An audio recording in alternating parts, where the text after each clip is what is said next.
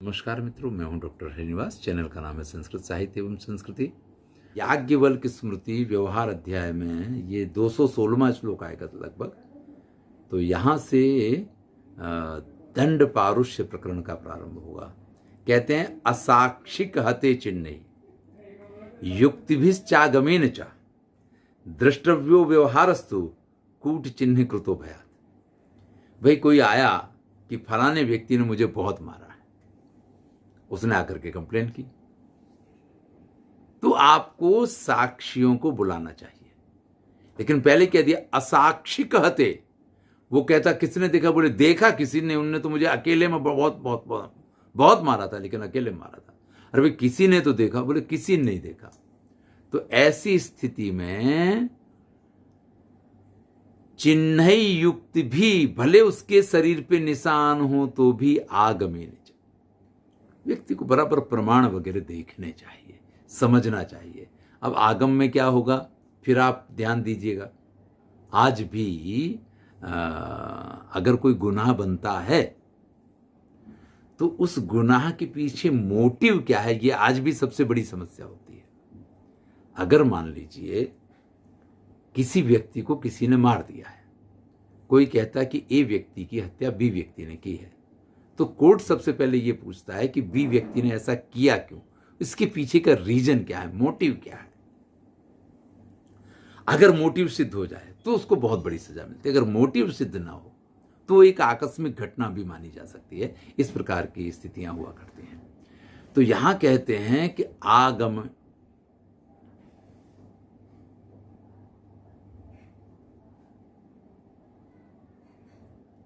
हाँ, नहीं नहीं, आशय और दुराशय से भी बढ़ के एक चीज और आती है। आजकल जो सबसे क्लियर होता है वो ये है, मान लीजिए कि किसी व्यक्ति के साथ मेरा झगड़ा हो गया, मैंने उसको जोर से मार दिया, वो गिरा और वहीं उसको कुछ हो गया, मर गया। मान लीजिए वो मर गया, तो क्या होगा कि मुझे उस प्रकार का दंड नहीं होगा, उस प्रकार की सजा नहीं होगी। लेकिन मेरा अभी झगड़ा हुआ, मैं घर गया, घर जाकर के बाकायदा मैं डंडा लेके आया और फिर मैंने अगर उसको मारा है, फिर उसको पैर भी टूट जाए तो उससे ज्यादा सजा होगी। मतलब एक क्या होता है कि आकस्मिक रूप से दो लोगों के बीच झगड़ा हुआ, एक ने एक को मारा, एक ने दूसरे को मारा और कुछ हो गया। लेकिन एक क्या है कि प्री प्लान, मैं घर गया, मैंने प्लानिंग की, मैंने दो मित्रों को बुलाया, या मैं घर से बंदूक लेके आया, मैं घर से कुछ लेके आया और फिर जो मैंने किया है, तो ये मैंने सोच समझ के किया गया। तो एक चीज आती है कि हो गया, स्वाभाविक है क्रोध आना और हो जाना, और एक चीज ये है कि आपने प्लान करके किया है। और जब व्यक्ति प्लान करके करता है ना, तो उसकी सजा बिल्कुल वो गुनहगार के तौर पे माना जाता है, उसको गुनहगार वाली सजा मिलती है, और उसमें एक आकस्मिक घटना मानी जाती है। तो ये एक बड़ा अंतर होता है, क्योंकि वहां उसने जो धक्का मारा था और वो गिर गया, वो मर गया, उसमें उसका आशय नहीं था। लेकिन जब दोबारा वो गया, घर गया, तो उसने बाकायदा ये प्लान किया, तो वो आशय और दुराशय वाली बात इस तरीके से सिद्ध हो जाती वहां पे। चलिए यहां पे भी वही बात आ रही है कि अगर किसी के पास साक्षी नहीं है और वो फरियाद करता है, तो आपको उसकी बराबर जांच पड़ताल करनी चाहिए, भले उसके शरीर पे वो मार पीट के निशान हो तो भी। दृष्टव्यो व्यवहारस्तु, जो पहले व्यवहार की बात की उस प्रकार से उसको देखना चाहिए। कूट चिन्ह कृतो भयात्, क्योंकि निशान तो बनावटी भी हो सकते हैं, बनाए जा सकते हैं। कौन सी फिल्म आई थी अनिल कपूर की, शायद नायक है, नायक करके एक फिल्म आई थी, वो खुद ही अपने गोली मार लेता है। कई फिल्मों में ऐसा दिखाया गया कि वो एनकाउंटर दिखाएंगे, खुद ही एक दूसरे को गोली मार लेंगे हैं, और उन्होंने कहा यहाँ से निकल गई गोली, वहाँ से निकल गई गोली, किसी की टांग में लग गई गोली, और किसी का एनकाउंटर करना तो कर दिया गया। तो ऐसी घटनाएं बनती हैं। तो इस तरीके से व्यक्ति कभी किसी को फंसाने के लिए ऐसा भी कर सकता है। इसलिए अगर कोई साक्षी नहीं है और कोई ये कहता है कि अमुक व्यक्ति ने उसको मारा है, उसके साथ मार पिटाई हुई है, तो उसकी बराबर जांच पड़ताल होनी चाहिए, और उसके बाद ही उस पर निर्णय होना चाहिए क्योंकि यहां बहुत परसेंटेज रहता है कि व्यक्ति बनावटी निशान लेकर के आ जाए, इसलिए क्या कहा है, कूट चिन्ह कृतो भयात। ये जो चिन्ह है ना, जो चिन्ह युक्त भी जो ऊपर कहा था, तो यहां कह रहे हैं कि वो चिन्ह कूट हो सकते हैं, यानी कृत्रिम हो सकते हैं, बनाए जा सकते हैं। अरे भाई, खुद अपने हाथ से अपना हाथ तोड़ लिया और देखिए साहब मेरा हाथ टूट गया है, प्लास्टर भी करवा लिया, क्योंकि एक पीड़ा, लेकिन सामने वाले को तो हम एक बार 3 साल की लगवा देंगे, एक बार हम ऐसा करवा देंगे। लोग इस प्रकार की सोच रख के व्यवहार कर सकते हैं, और इस चीज का उल्लेख यहां पे किया गया है। भस्म पंक रजा स्पर्शे दंडो 10 पणा स्मृता। अब देखिए, वाक पारुष्य में तो वाणी की बात थी, लेकिन अब तो व्यवहार शुरू हो गया है, इसलिए दंड पारुष्य प्रकरण इसका नाम है। व्यवहार में क्या है कि अगर कोई किसी के ऊपर भस्म फेंकता है, पंख कीचड़ फेंकता है, रजा धूल फेंकता है, स्पर्शे कुछ इस प्रकार का कि जिस चीज को छूने से और धर्म भ्रष्ट होता है, भंग होता है, कि कोई किसी के ऊपर हड्डी फेंक दे हैं, ये स्पर्श में इन सब चीजों का अर्थ आएगा। तो दंडो 10 पणा स्मृता, तो उसके लिए 10 पण दंड किया जाएगा। ध्यान दीजिएगा, मान लीजिए किसी ने किसी के ऊपर हड्डी फेंक दी, कोई मांस का टुकड़ा फेंक दिया, इसको स्पर्श में आप मानेंगे, और भस्म फेंकी, राख है, कीचड़ है, मिट्टी है, ऐसा कुछ डाला, तो 10 पण दंड किया जाएगा। अमेध्य पार्षणी निष्ठ्युत स्पर्शने द्विगुणा स्मृता। अब देखिए, अमेध्य, मेध्य किसको कहते हैं, पवित्र। मेध्य किसको बोलेंगे, पवित्र को बोलेंगे, जो कि यज्ञ आगादि में, जैसे अश्वमेध यज्ञ होता है, तो वो यज्ञ का वो घोड़ा बड़ा पवित्र माना जाता है, इसलिए उसको अश्वमेध।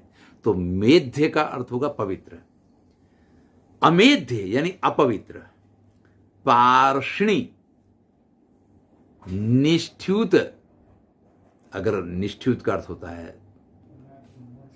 थूकना, कुल्ला करना, अगर इस प्रकार का कोई व्यवहार किसी के साथ किया गया तो द्विगुणा स्मृता, तो वहां 10 पण थे या 20 पण का दंड हो जाएगा, यानी उस दंड को 2 गुना कर देना चाहिए। आगे कहते हैं, समेस्वेवं परस्त्रीसु द्विगुणस्तु तमेषु च हीनेषु अर्धदमो मोहम मदादिभिर दंडनम। भाई, अगर समेश्व, अगर समान लोगों के साथ ये व्यवहार किया गया है तो दंड अलग प्रकार से होगा। अगर परस्त्री के साथ व्यवहार किया गया है तो वो दंड अलग प्रकार से होगा, द्विगुण हो जाएगा। और उत्तमेषु, अगर उत्तम के साथ किया गया तो भी 2 गुना दंड हो जाएगा। तो फिर से समझ लीजिए, ये जो 10 पण और 20 पण की बात हुई है, ये किसके लिए, समेस्वेवम, सम के साथ ये व्यवहार होगा जो ऊपर कहा गया है, 10 पण और 20 पण वाला। पर स्त्रीसु, अगर ये व्यवहार आपने दूसरे की स्त्री के साथ किया है तो 2 गुना दंड होगा, तो इसका डबल हो जाएगा, यानी 10 पण का 20 पण और 20 पण का 40 पण। उत्तमेषु च, और अगर आपने अपने से उत्तम वर्ण के व्यक्ति के साथ ये व्यवहार किया है तो भी ये 2 गुना हो जाएगा। हीनेषु अर्धदमो, लेकिन अगर कोई हीन है, आपसे नीची कोटि का है, तो ये जो है वो आधा हो जाएगा। मोह मदादिभिर अदंडनम, लेकिन भैया किसी ने मोह बस ये काम किया है, मद बस, मद का अर्थ होता है नशे में आकर के ये काम किया है, तो अदंडन। अब मान लीजिए कोई छोटा सा बच्चा है, उसको नहीं मालूम पड़ता है बेचारा, और उसने अगर किसी के ऊपर कुल्ला कर दिया तो क्या करेंगे आप, उसके ऊपर दंड करेंगे कि नहीं, इसके पिता से दंड वसूल करो, इसके बेटे ने कुल्ला किया है। बच्चे छोटे होते हैं, कई बार तो क्या होता है कि आप उसको गोद में लें, अब तो डायपर वाइपर बहुत कुछ ऐसा चल गया कि वो जो कुछ करे कुछ पता ही नहीं चलता है। बाकी तो बड़ा लोग बाग खुद को सौभाग्यशाली समझते थे कि वाह वाह वाह वाह, देखो हमारी गोदी में आते ही इसने क्या किया, कुछ ना कुछ ऐसा कर दिया कि जिसकी वजह से देखो पवित्र हो गए हैं। तो इस प्रकार का सब कुछ होता रहता था। तो मोह मदादि भी अदंडनम, अगर मोहवश कोई काम किया गया है, मदवश कोई काम किया गया है, तो वहां दंड का प्रोविजन नहीं। मद यानी नशे की स्थिति में, और मोहवश यानी अज्ञानवश, मोहवश यानी अज्ञानवश। अब देखिए इसका क्या अर्थ हुआ, थोड़ा समझ लीजिए। कोई व्यक्ति निकल के जा रहा है और उसी टाइम पे किसी ने थूका और थूक बाई दी उसके ऊपर गिर गया, तो ये आप समझ सकते हैं कि अज्ञानवश हुआ कार्य, उसने जानबूझ के ये नहीं किया है। तो ऐसे में दंड नहीं बनता है। सामने वाला जाए भाई, अगर उसको बुरा लगा, नहा ले जाके, धो ले जाके, ज्यादा वो सॉरी कहेगा, ये कहेगा, लेकिन उसको दंड का प्रोविजन नहीं हो सकता है। आजकल तो भाई बाहर थूकना भी एक अपराध है, और वो भी 500 रुपये दंड का प्रोविजन है उसमें। तो अब तो ये 10 वर्ष पण भूल जाइएगा, हैं? अब तो 500 पण का प्रोविजन है, और किसी के ऊपर नहीं, खुले में थूकेंगे तो भी उसके ऊपर ये दंड का प्रोविजन है। हाँ, ये घटना बहुत बनती है कि जो लोग बस में बैठे होते हैं, जरा ऊपर बैठे होते हैं, कई बार कुछ लोगों को तो उसमें वॉमिटिंग सेंसेशन वगैरह भी हो जाता है, इसकी वजह से कोई घटना बनती है। लेकिन कुछ लोग तो मतलब जिनको आदत है, और वो अगर थूक देते हैं, वो कई बार नीचे नहीं देखते हैं, या उन्होंने जब देखा तब कोई नहीं होता, लेकिन मोटरसाइकिल वाला तभी बगल में से अपनी स्पीड से आए तो वो बेचारे ऐसे होली उसके ऊपर हो जाए। तो इस प्रकार की स्थितियां हो जाती हैं। सही कह रहे हैं आप। तो ये बड़ा ख्याल रखना चाहिए, लेकिन उसमें दंड का प्रोविजन नहीं है, यहां पे ऐसा कहा गया। आजकल तो है, आजकल तो ये बिल्कुल प्रोविजन है, ठीक है ना। विप्र पीड़ा करम छेद्यम अंगम अब्राह्मणस्य तो उदगूर्णे प्रथमो दंडः संस्पर्शेतु तदर्धिकम। देखिए, ब्राह्मण हो, विप्र पीड़ा करम छेद्यम, उसको पीड़ा हो इस प्रकार से, उसके किसी अंग को किसी ने काटा पीटा कुछ भी किया हो,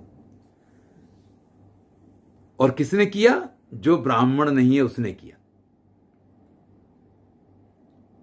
चलिए, काटा पीटा नहीं, उदगूर्णे, अगर उसके ऊपर हथियार उठा भी लिया, संस्पर्शेतु, और अगर कहीं उसका स्पर्श भी कर दिया, स्पर्श कर दिया यानी हथियार उठाया नहीं, बस तलवार पे हाथ भी रख लिया, खींची भी नहीं तलवार, हाथ भी रख लिया, तो इसके आधे दंड का उल्लेख किया गया है। तो समझ लीजिए, फिर से देखते हैं। विप्र पीड़ा करम, अगर विप्र को पीड़ा होती है, अब ब्राह्मण से तू अंगम छेद्यम। भाई हां, देखिए यहां पे तो उल्लेख क्या है कि अगर ब्राह्मण को पीड़ा हो, किसी ब्राह्मण के अतिरिक्त व्यक्ति ने ये व्यवहार उसके साथ किया है, तो ब्राह्मण के जिस अंग में पीड़ा हो वो अंग उस व्यक्ति का काटा जाएगा। ब्राह्मण के हाथ में पीड़ा हुई तो सामने वाले का तो हाथ कटवा दिया जाएगा। ब्राह्मणों का भाई बड़ा वर्चस्व था, याज्ञवल्क्य की स्मृति में तो विशेष दिखता है। चलिए आगे चलते हैं। उदगूर्णे प्रथमो दंडः, और अगर उसको मतलब अगर कुछ पीड़ा हुई है तो ये दंड हो ही गया, लेकिन उदगूर्णे, अगर उसने उसके ऊपर शस्त्र उठा भी लिया है तो भी दंड होगा, और उठाया नहीं, शस्त्र का स्पर्श भी कर लिया है तो तद अर्धिकम, तो उससे आधा दंड तो उसको दिया जाएगा। उदगूर्णे हस्तपादेतु 10-20 कौ दमो, अगर परस्परम सर्वेशम शस्त्रे मध्यम सा, हां, उदगूर्णे हस्तपादेतु 10-20 कौ दमो।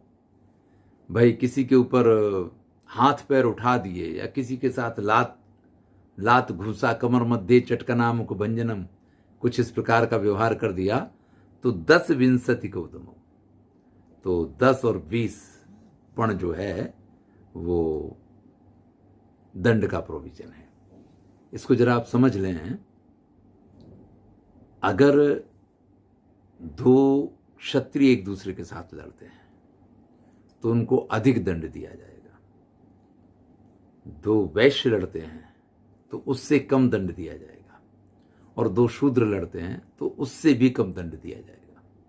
ये परस्पर की लड़ाई की बात है। 10पण 20पण का जो उल्लेख किया है, 10 विंशति कौतमऊ, तो ये इस प्रकार से है। देखिए, दो क्षत्रियों के बीच में झगड़ा होना ये स्वाभाविक प्रक्रिया नहीं है। फिर से समझिएगा, ये स्वाभाविक प्रक्रिया नहीं है। वो झगड़ा नहीं होता है जब आप एक क्षत्रिय योद्धा तलवार लेकर के और देश की रक्षा के लिए या देश की आन बान के लिए लड़ने जाए, वो झगड़ा नहीं होता है। उस झगड़े की बात नहीं है, वो तो देशभक्ति होती है। वैश्यों को झगड़ा करना ही नहीं चाहिए, उनके नेचर में नहीं होती ये चीज, तो इन लोगों से ज्यादा दंड लिया जाएगा। लेकिन शूद्रों के बीच में झगड़ा होने के बहुत सारे चांस हैं। काम करने में भाई, जो घोड़े पे चढ़ेगा वही तो गिरेगा, काम उन्हीं को करना है। काम जब उनको करना है तो नेचुरली एक झगड़े होने के चांस भी उनमें ज्यादा है। अब उनको अगर आप उसी प्रकार से दंड करेंगे तो वो अच्छा, दूसरे जिसकी जैसी इनकम उस प्रकार से दंड भी होते हैं। इसलिए इस चीज को कहा गया है परस्परम तु सर्वेषां शस्त्रे मध्यम साहसा। अगर परस्पर शस्त्र उठाए जाएं तो मध्यम साहस दंड दिया जाना चाहिए। ये इसका नियम करते हैं। पाद के शान सुख करो लुंचनेसु पणान 10, पीड़ा करशान सुका वेष्ट पादाध्यासे शतम दमः। भाई 10 पण दंड करना चाहिए अगर कोई पाद यानी पैर, केश यानी बाल, अंशुक यानी वस्त्र और कर यानी हाथ है, लुंचनेशु, अगर कोई इनको पकड़ के खींचता है। किसी ने टांग पकड़ के खींच दी, कोई गिर गया, किसी ने हाथ पकड़ के जोर से खींच दिया, झटका वटका मार दिया, बेचारा गिर पड़ा, किसी ने किसी के कपड़े पकड़ के खींच दिए, बाल पकड़ के खींच दिया, तो ऐसी स्थिति में 10 पण दंड का विधान है। पीड़ा करशांसु का वेष्ट पादाध्यासे शतम 10। लेकिन कोई बराबर उन्होंने कहा कि कपड़े में लपेटा या कपड़े से बांधा और फिर लात घूसा, बराबर मारे गए हैं, तो भैया 100 पण के दंड का शतम दमा अध्यास है, उसके पास से 100 पण दंड लेना चाहिए। शोणते न बिना दुखम कुर्वन काष्ठादि फिर न रहा द्वात। हाँ बोलिए, चलिए फिर से देख लीजिए। पाद केश अंशुक करो लुंचनेशु, अगर कोई पैर पकड़ के खींच दिया किसी का, कोई गिर गया है, किसी ने हाथ पकड़ के झटका दे दिया, कोई गिर गया है, किसी ने कपड़ा पकड़ के झटका दे दिया, कोई गिर गया है, या किसी का कपड़ा फट गया है, किसी ने बाल पकड़ के किसी को गिरा दिया है, तो ये गिरने भर की बात है। यहां ज्यादा मारपीट नहीं हुई है, किसी ने पकड़ा और कोई गिर गया, तो यहां 10 पण दंड का प्रोविजन किया गया है। लेकिन पीड़ा करशांशुका वेष्ट पादाध्यासे शतम 10 है। शतम दमः अध्यासे 100 दम दंड दिया जाएगा। किस स्थिति में? जब पीड़ा करशांशुक वेष्ट, मान लीजिए कपड़ा खींचा, कॉलर पकड़ा और जोर से घुमाते चले गए, अगले का गला दबा जा रहा है, अंगोछा डाला था, अंगोछा पकड़ के खींचने लग गए, अगले का गला दबा जा रहा है, अगले को श्वास लेना भारी पड़ रहा है, और ऊपर से लात घूसा कमर मध्य और मार पिटाई हो रही है, तो ऐसी स्थिति में 100 पण दंड का विधान कर रहे हैं। शतम दमा अध्यास। शोणते ना विना दुखम कुर्बन काष्ठादि भीर नरा, मान लीजिए खून नहीं निकलता है, लेकिन लकड़ी से काष्ठादि भीर, लकड़ी वगैरह से, लाठियों से बराबर पीटा है, खुपड़िया फट जाए ऐसा नहीं मारा है, लेकिन पीछे दे दे दे इस तरीके से पुलिस वाले बड़ा बुरी तरीके से जैसे मारते हैं, अगर किसी ने ऐसा कोई मार मारा हो तो द्वात्रिंशत पणान दंड्यो, 32 यानी 32 पण दंड का द्विगुणम दर्शने सृजा। और अगर कहीं खून भी आ जाए ना भैया, तो उससे 2 गुना, यानी 32 से 2 गुना 64 पण दंड उससे लिया जाना चाहिए। कितना मार पड़ा, कैसे मार पड़ा, तो देखिए 100 पण दंड कहां पे किया गया है? जहां मार अधिक नहीं है, लेकिन कपड़े वगैरह से बराबर बांध दिया गया, जिसमें मैंने ये कहा कि अगर उसको श्वास नहीं भी आए, बेहोश भी हो सकता है, गर्दन ज़्यादा दब गई ऐसी स्थिति में, तो उस स्थिति में 100 दंड का प्रोविज़न किया है। और अगर खून नहीं आया तो 32, और खून भी दिख गया तो 64। इस प्रकार का प्रोविज़न है। करपाद हतो दतो भंगे, करपादद तो भंगे, छेदने कर्णनाशयो, मध्योदंडो व्रणोद्भेदे, मृत कल्प हते तथा। भाई करपाद हतो भंगे, छेदने कर्णनाशयो, नाक कट जाए, कान कट जाए, हाथ पैर टूट जाए, हैं? और भी कुछ इस प्रकार की, किसी ने मारा दांत ही टूट गए, तो मध्योदंडो, तो उसको मध्यम दंड देना चाहिए। व्रणोद भेदे मृत कल्प हते तथा। मृत कल्प अगर किसी को कर दिया जाता है, मृत यानी मरे के, कल्प यानी तुल्य, यानी कोई व्यक्ति बेहोश हो जाए, अगर इस तरीके से उसको मारा गया है।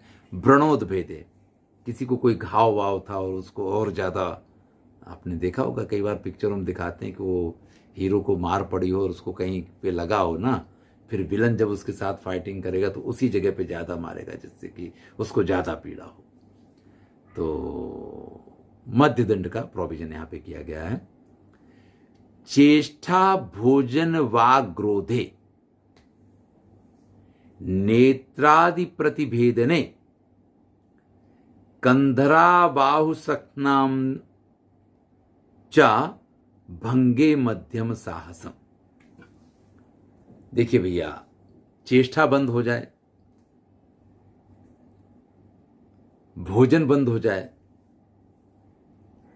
तो वाक यानी वाणी बंद हो जाए, तो इनके रोधे रुक जाने पर, नेत्रादि प्रतिभेदने, आंख वगैरह फूट जाए, क्योंकि क्या होगा कि आंख फूट गई तो दिखाई नहीं देगा, जीभ कट गई तो खा नहीं सकता है, ऐसे ही बोल नहीं सकता है, तो भैया ऐसी स्थिति के दंड मध्यम साहस है। और भी कह रहे हैं कंधरा बाहु सख्याम च भंगे, किसी का कंधा टूट गया, किसी की बाह टूट गई, किसी की सख्ती यानी जांग टूट गई है, तो ऐसी स्थिति में मध्यम साहस दंड किया जाएगा। फिर से देख लें इनको, अगर हाथ पैर दांत कान नाक ये सब कुछ होता है, टूटते हैं, व्यक्ति बेहोश हो जाए इतना मारा जाता है, उसके घाव भाव को वो कर दिया जाता है, तो मध्यम दंड दिया जाएगा। आँख जीभ इन सब चीज़ों को अगर नुकसान पहुंचाया गया हो तो भी मध्यम साहस दंड है। कंधरा बाहु सख्तना, कंधा टूट गया हो, भुजा टूट गई हो, और साथण बोलते हैं जांग को, अगर ये टूट गए हैं तो मध्यम साहस दंड दिया जाएगा। कि एकघ्नताम बहुनाम चा यथोक्ता द्विगुणो दमः, अगर किसी एक व्यक्ति को बहुत सारे लोग मिलकर के मारते हैं तो ऐसी स्थिति में 2 गुना दंड किया जाना चाहिए। एक बात ये दमः।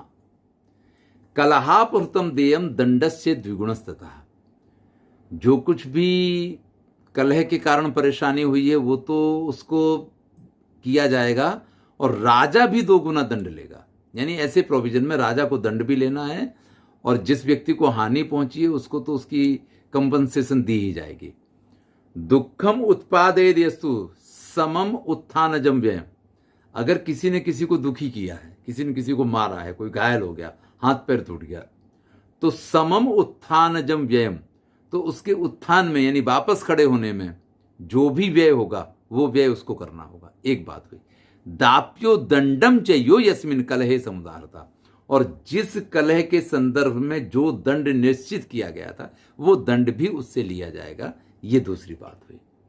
अभिघाते तथा छेद्ये भेदे कुड्यावपातने प्रणांदाप्य पंचदश विंशति तद वयम तथा। भाई कोई किसी की दीवार गिरा दे, अभिघाते धक्का मारना, छेदे यानी उसमें छेद कर देना, भेदा यानी उसको तोड़ देना, कुड्यावपादन यानी पूरी तरीके से गिरा देना। प्राणादाप्य पंचदश, तो उसको 15, पंचदश विंशति, 5 10 15 20, यानी जैसा किसी ने धक्का मारा है तो 5, किसी ने छेद किया है तोड़ा है तो 10, किसी ने पूरा एरिया गिरा दिया तो 20। इस प्रकार से पणों के दंड का प्रॉब्लम है। जितना नुकसान हुआ उस प्रकार से उसको दंड मिलना चाहिए। दुखोदपादि ग्रहे द्रव्यम क्षिपन प्राणहरम तथा षोडशाध्यापणादाप्यो द्वितीयो मध्यमम दमम। अगर भाई कोई किसी को परेशान करने के दुखोत्पादिक रहे, किसी के घर में दुख उत्पन्न हो, इस प्रकार की अभिलाषा से, इस प्रकार की इच्छा से कोई ऐसी चीज फेंक दे, जैसे कई बार क्या होता है कि नज़र ना लगे इसलिए नींबू मिर्ची लटकाए जाते हैं। उनने नींबू मिर्ची अपने घर के उतारे किसी के घर में फेंक दी। अब सामने वाले को ऐसा लग रहा है ये तो हमारे घर में इसलिए फेंका है कि इससे हमारे घर में विपत्तियाँ आएँ, परेशानियाँ हैं। तो 16 दंड होना चाहिए। और अगर मान लीजिए किसी ने सांप वगैरह छोड़ दिया, कि उसके घर पे सांप छोड़ दिया, किसी के कोई मर सकता है, ऐसी भी अगर कोई बात की है तो वहाँ पे उसको मध्यम साहस दंड का प्रोविजन किया गया है। यानी अगर कुछ ऐसा वैसा किया है तो 16 की बात की गई है कि किसी नींबू काट के डाल दिया, नींबूड़ा लिंबूड़ा, और वो काचा काचा उससे नज़र लगती है, उतरती है, वो जो कुछ है इस तरीके का कुछ किया है तो 16 दंड का प्रोविज़न है। लेकिन किसी की जान चली जाए ऐसा कुछ किया है तो भैया उसमें मध्यम साहस दंड की बात कही गई है। दुख मर गया तो अलग दंड है, लेकिन कुछ ऐसी चीज छोड़ी गई है तो भी मध्यम साहस दंड। दुखे चा शोणितोत्पादे शाखा अंगच्छेदने तथा दंडः क्षुद्र पशूनाम तु द्विपण प्रभृति क्रमात्। अगर कोई जो छोटे छोटे बकरी वगैरह जैसे प्राणी हैं, पशु हैं, उनके ऊपर कोई ऐसा काम करता है कि किसी ने सींग तोड़ दिया, किसी ने उसको थोड़ा बहुत खून आ जाए इस प्रकार से मार दिया, कुछ हुआ, तो द्विपण प्रवृत्ति क्रमात्, तो उसको द्विपण का दंड का प्रोविजन है। 2 4 6 8 इस प्रकार से उससे दंड लिया जाएगा जो जैसा काम किया हो। मान लीजिए किसी ने मारा, उसके पैर में लग गई है तो 2 पण दंड होगा। किसी ने सींग विंग तोड़ दिया तो उससे ज़्यादा दंड होगा। किसी ने काटा यानी कुछ ऐसा मारा जिससे वो कट गया तो उससे ज़्यादा दंड होगा, खून वगैरह निकल आया है। लेकिन अगर उससे बड़ा प्राणी है, लिंगस्य छेदने मृत्यु और मध्यमा मूल्य में उछा, अगर किसी का लिंग छेदन कर दिया है या किसी को मर जाए ऐसा किया गया है तो मध्यम दंड दिया जाएगा और उसका मूल्य भी उससे लिया जाएगा। महापशु निमितेषु स्थानेषु द्विगुणोत्तमा। लेकिन जो महापशु हैं, अगर यही काम उनके साथ किया गया, महापशु में कौन कौन आते हैं? घोड़े हैं, गाय है, ये महापशु में आते हैं, यानी जो बड़े वाले पशु हैं। बकरी, हिरण वगैरह छोटे पशु में माने जाते हैं। तो इन सब चीज़ों में 2 गुने दंड का प्रोविजन है कि उस व्यक्ति के पास से, वहाँ जैसे 2 4 6 8 कहे गए थे, तो यहाँ 4 8 16 और इस प्रकार का दंड हो जाएगा। और वही मध्यम साहस दंड, और वो दंड दिया जाएगा। प्ररोहि शाखिनाम शाखा स्कंद सर्व विदारणे उपजीव्य द्रुमाणाम चा विंशतेर द्विगुणोत्तमा। अगर भाई कोई किसी के वृक्ष को काट देता है, और कैसा वृक्ष है जो दोबारा उग सकता है, तो उसके लिए भी दंड है।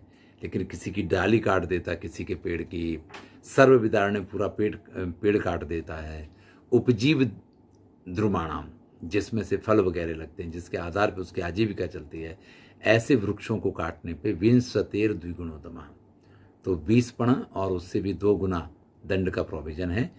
चैत्य श्मशान सीमासु पुण्य स्थाने सुरालय जातु द्रुमाणाम द्विगुणो दमो वृक्षेशु विश्रुते। अगर कोई वृक्ष चैत्य यानी कि मंदिर जैसी जगह पे है, श्मशान जैसी जगह पे है, सीमा स्थल का वृक्ष है, या किसी पुण्य स्थान पे, तीर्थ स्थान का वृक्ष है, किसी सुरालय मंदिर का वृक्ष है, तो इस प्रकार के जो वृक्ष हैं अगर उनको कोई काटता है तो उसको 2 गुना दंड दिया जाएगा। वृक्षेषु विश्रुते, जो जिस वृक्ष के संदर्भ में जो दंड कहा गया है उसके अनुसार। गुल्म गुच्छ छुपलता प्रतानौषधि वीरुधाम पूर्वस्मृता अर्धदंडा स्थाने सूक्तेषु कर्दन। देखिए, हमने मनुस्मृति में इनको सबको देखा था कि गुल्म किसको कहा जाएगा, गुच्छ किसको कहा जाएगा। तो जो घनी और लंबी होते हैं, लताएं होते हैं, उनको गुल्म कहते हैं। गुच्छ जो सीधी नहीं होती, जिसके गुच्छ के गुच्छ होते हैं, और जिसकी छोटी छोटी टहनी होती है उसको छुप कहा गया है। और लता, प्रतान, औषधि, इस प्रकार के जो वृक्ष हैं, अगर कोई इनको काटता है तो ऊपर जिस दंड का विधान किया गया है उससे आधा दंड इस मामले में भी लिया जाएगा। यानी किसी के घर के आपने फूल पौधे तोड़ दिए, औषधि वाले वृक्ष काट दिए, बड़े वृक्ष हैं तो ज़्यादा दंड है, 20 पण का दंड की बात की गई है। और अगर छोटे छोटे वो हैं, अगर उनको भी उखाड़ दिया गया तो उस हिसाब से उसके आधे दंड का प्रोविजन यहाँ पे भी किया गया है। यहाँ आकर के दंड पारुष्य प्रकरण पूर्ण होता है। धन्यवाद। मैं हूँ डॉक्टर हरिनिवास और चैनल का नाम है संस्कृत साहित्य।